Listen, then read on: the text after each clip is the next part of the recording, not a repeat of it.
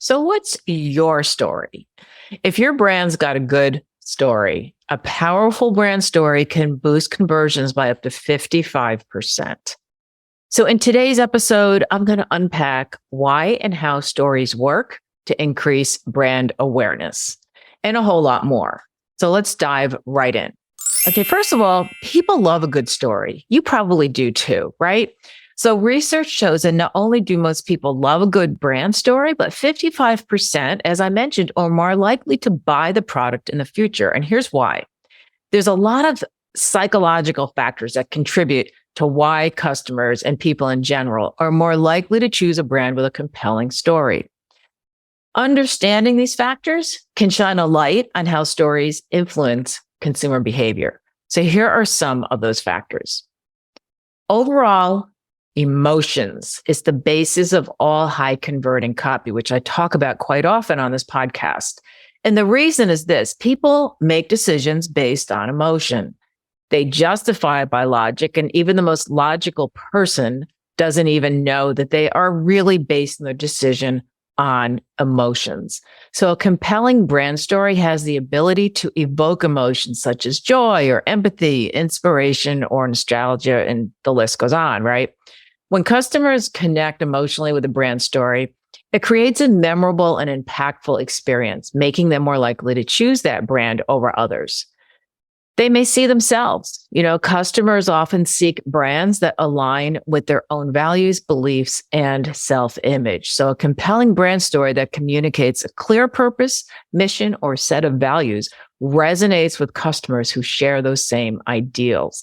So choosing a brand with a story that reflects your identity allows you to express and reinforce your own values and beliefs through your own purchasing decisions. And a strong story builds trust. So trust is a fundamental factor in our decision making. A well-crafted brand story can establish trust by humanizing the brand, sharing its journey, and demonstrating authenticity. So when customers perceive a brand as trustworthy and credible through its story, they're more likely to choose it over their competitors. And here's another big reason.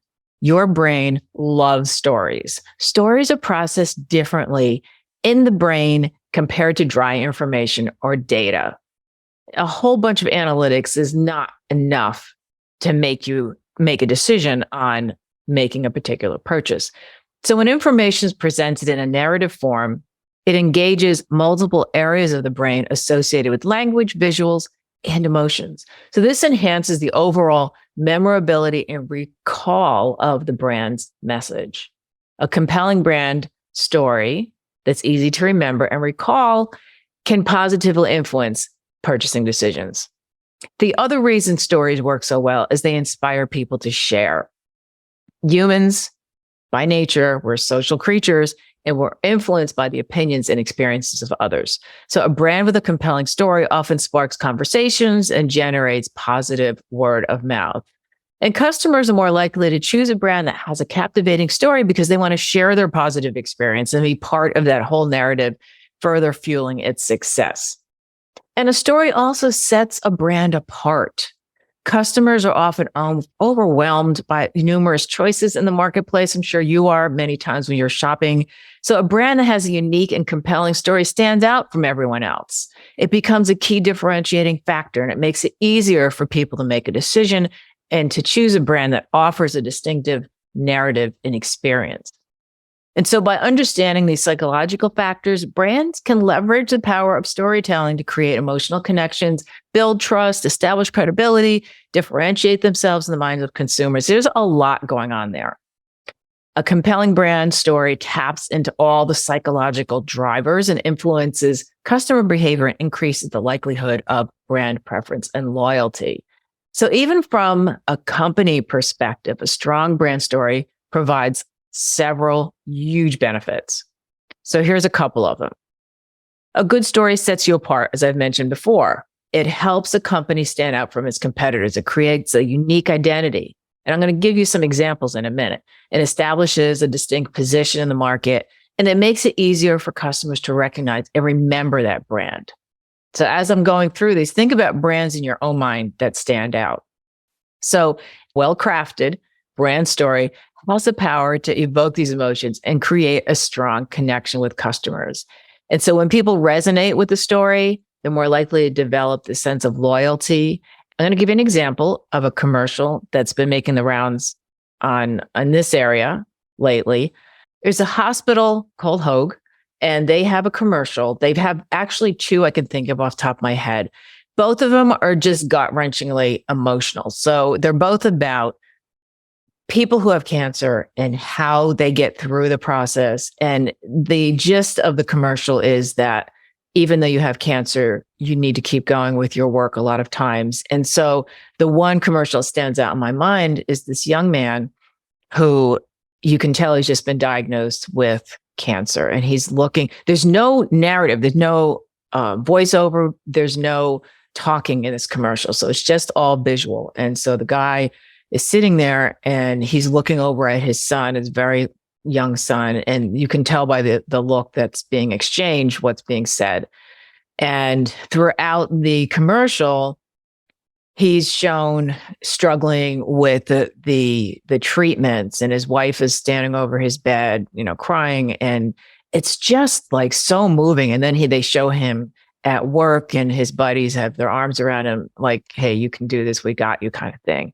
And every time that comes on, I start tearing up. And there's another one that's similar that has a woman involved, and it's a similar sort of story. So that is really impactful from an emotional connection. And I remember the brand. So it definitely has that connection there. So, and that's the next thing I wanted to say, is that there is an increased brand awareness. So it creates this buzz and attracts attention from the media and influencers as well. And it also, a good story helps with customer loyalty and retention. So our brand story, again, that aligns with values and aspirations of the audience, evokes that trust and loyalty. And trust is really behind every decision for people to move forward and buy from a particular company. And they're also more likely to become lifelong buyers and repeat buyers and lifelong customers. And another thing we don't think about too often is that it enables a company to charge more. So brands that have this strong emotional connection, because it evokes this loyalty with its customers, they can demand premium pricing. And I don't know about you, but when I have a brand that I really like, I don't pay, I know what they charge, but I don't really pay a whole lot of attention to, because I know that what I get is going to be valuable. And if it's in the ballpark, I'm in, so it's not like this huge decision. And if they have premium pricing and I know that it's a good product, I'm still getting it. So that's one of the other things. And as I mentioned, it's longevity. A brand that has a strong story has a potential to remain relevant over time. And people become very devoted to brands that they really like. Think of a brand like Apple. People will wait in line for hours, and there's all kinds of stories and memes about it. But it's true. And there's even a Harvard Business Review published an article titled "The Irresistible Power of Storytelling as a Strategic Business Tool." And this discusses the whole impact of storytelling on consumer behavior. So there's a lot of research that backs this up. This isn't just anecdotal. Another case study on Nike's brand storytelling strategy, conducted by the Institute of Marketing Management, showed that Nike's storytelling efforts resulted in increased brand loyalty and positive word of mouth. And so it highlights, Nike's stories how they resonate with consumers. So how do you create a really powerful, engaging brand story? So number one, you have to make it memorable. Your story has to leave a lasting impression on your audience, like the whole example that I gave. It has to be distinctive, unique, easily remembered, memorable characters, visuals, or powerful taglines. And as I mentioned, the commercial I talked about had no narrative at all. It was just so powerful. And then second, it needs to be authentic. So you want to use emotional language and empathy to connect and reach your customers' feelings, and really should resonate with them on that authentic level. And then third, your brand story needs to be familiar. So it should be unique and disruptive enough for people to take notice, but not so far-fetched that they're not going to be able to relate to it. And number four, create a clear narrative. Your story should take your audience on a journey with a beginning, a middle, and end.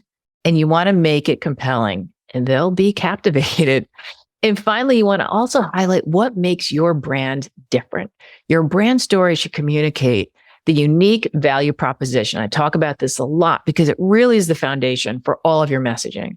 Why a customer should choose your brand over your competitors.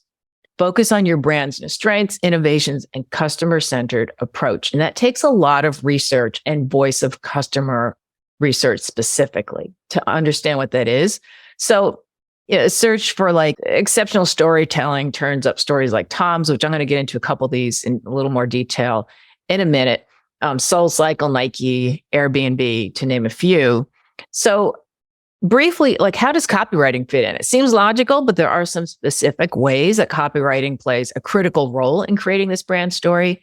So as I mentioned, my specialty is creating a strong value proposition for my clients because everything hinges on what makes you different, what makes one particular brand stand out from the others. If you don't know what the answer to that is, you really need to literally go back to the drawing board because that's everything. Okay. Because otherwise your messaging is going to be all over the place. So strong copy uses words that creates a narrative that resonates with the audience, communicates their brand effectively, and it captures attention. So this is where compelling headlines come in, opening lines to posts or blogs. You also want to create, I can't emphasize this enough, an emotional connection. You want to create a clear narrative that takes the audience on a journey, as I mentioned. And also that you have to really nail the brand voice and tone. I can't really emphasize this enough because if you don't know what words, phrases, and voice that your customers use, you're going to miss the boat. They're not going to relate. They're not going to think that your brand is for them. And then you want to differentiate yourself from the competitors as well. And this is where the value prop really stands out. So just lastly, I want to talk about a couple of outstanding brands through the research that I did for this episode. Patagonia. So you probably know this outdoor clothing and gear company. So its commitment is to environmental activism. It was founded by Ivo Schwana, I think I'm pronouncing the name correctly, in 1973. And the brand emerged from the founder's love for climbing and the need for reliable equipment. I mean, when do you need reliable equipment if not when you're climbing a mountain, right? So over the years, Patagonia has pioneered sustainable practices in the industry. They promote fair labor practices. So here we have the values, right? Using recycled materials. And so the company's mission statement is, build the best product, cause no unnecessary harm, use business to inspire and implement solutions to the environmental crisis. So that's its unique story. It sets it apart from other outdoor brands. Number two, Ben & Jerry's. So the Chunky Monkey originator is an iconic ice cream brand. It originated in a renovated gas station in Vermont. So the childhood friends that were the founders, or are the founders, Ben Cohen and Jerry Greenfield, they started the company in 1978 with a $5 correspondence course in ice cream making.